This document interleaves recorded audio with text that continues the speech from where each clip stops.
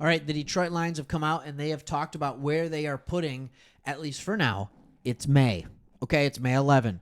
And they said this on May 10. So they are now talking about where they plan to play a couple of their mid-round draft picks, what their intention is with them this year.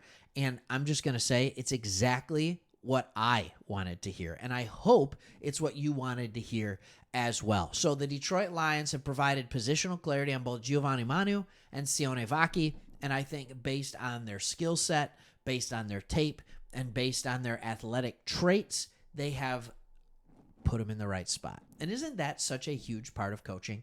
Is just the ability to evaluate the talent that you have, to play the correct players, but also to know where to play them to put them in a position to succeed.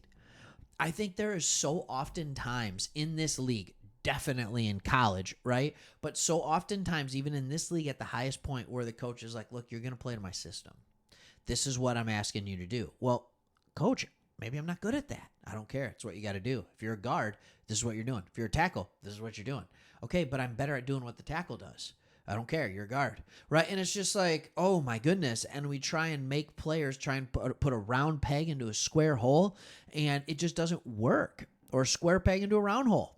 Whatever. I don't know what the saying is, if I'm going to be completely honest. So before I get into what they're playing, leave a comment right now. Where do you want to see Giovani Manu? Where do you want to see Sione Vaki? Do you want to see Vaki on defense as a safety, or do you want to see him on offense as a running back? We know he's going to play special teams. Do you want to see Giovani Manu, all 6'8", 350 pounds of him? Do you want to see him at right guard, or do you want to see him as the tackle of the future? Just throw it down there. All right, and now let's take a look and see what's going to happen. All right, so let's start with Manu. All right, here's what he said. Again, 6'8", 350 pounds.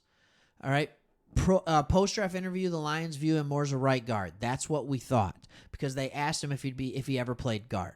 Here's what he's saying now. I think they really like me at tackle. Duh. All right, to be honest, Manu said, today was all tackle reps. One day in, all tackle reps. There haven't been much discussions at guard. The only time we discussed guard was when I came here in my visit. They asked me if I'd played guard before, but other than that, it's all been tackle. That's fine with me because I feel comfortable playing left tackle. I think that's kind of the goal right now, is to keep me there. Okay, hold on. Let's get into the left tackle stuff in a second. We'll get into that in a second. I want to talk about just tackle depth in general. All right, I want to talk about tackle depth in general, and we'll compare it to the guard depth. So I'll zoom in here just a little bit so you can see it better. All right, we've got here 4 tackles that are listed as tackles on this roster. Now, are there other players that can play tackle? Absolutely.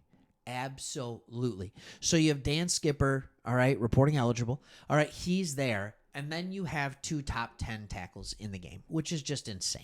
All right, it is just insane, and it is one of the biggest reasons why we have success. I think everybody just thinks that eventually Penei Sewell is going to move over to left tackle when Taylor Decker retires.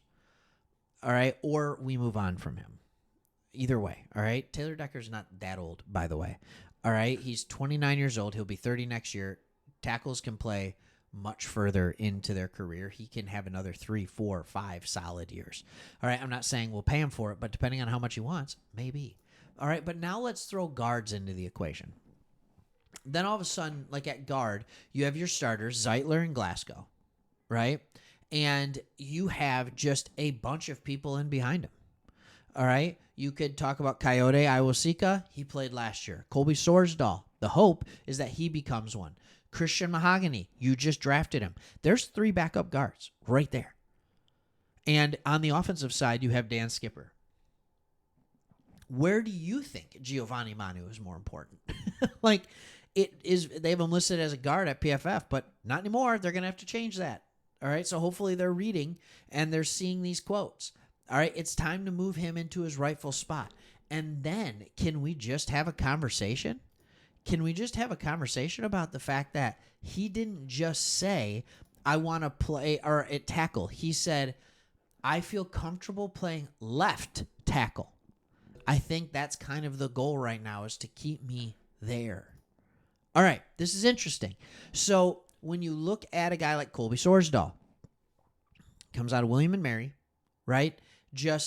He filled in admirable. I mean, he filled in okay for a guy that was a 5th or 6th round pick coming out of a small school.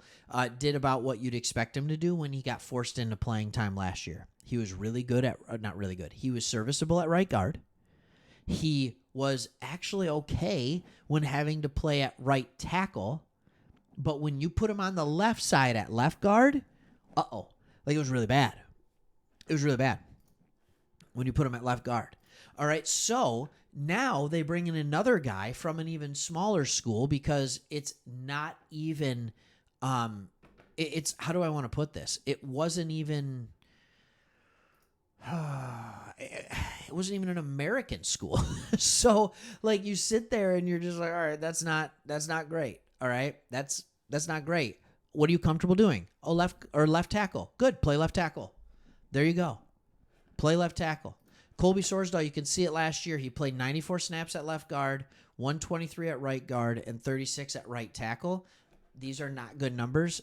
Most of those were inflated bad because of his snaps at left guard. So that is where we are going. What are we going to do with Manu? Hopefully that matched up with what you want. All right. Then I will say this. Agnew had a great quote, and he could not have been more correct. He said, what better place to come and learn how to be an offensive tackle in the National Football League than playing behind Penei Sewell? Sorry, fighting through a cold here. All right, Penei Sewell and Taylor Decker. You've got time to learn, and then you can be coached by Hank Fraley. Could not agree more. If there's a position to succeed in the NFL at tackle right now for a young, up-and-coming guy, believe it or not, there's no place better than the Honolulu Blue and Silver Detroit Lions. All right. I said there were 2 players that we were going to talk about this one. It was kind of an afterthought. As for Vaki, it's clear the Lions currently value him as a special teamer, and it sounds like he'll start mostly at running back. All right. For those who were able to go to the practice, who had the press passes, he exclusively repped at running back during opening practice Friday. He's officially listed as a back on the roster. And while Agnew views him more as a back, he admitted it will ultimately be up to the coaching staff. All right? We view him as a running back. Our coaches will decide how to deal with him. There you go. How about that? All right? Vaki was saying, I feel like it's catered to my skill set, being close to the box and things like that, being able to be explosive right off the bat. We're only 5 yards away. This is him talking about the new kickoff return rules. I think one of the big things that everybody thought he could provide was be that immediate kick returner. Because in the new kick return where everybody's so close together, the value set is not as much speed as it is a running back type skill set. So do you have a running back that is a solid running back that also you don't want to fear getting hurt in a kickoff?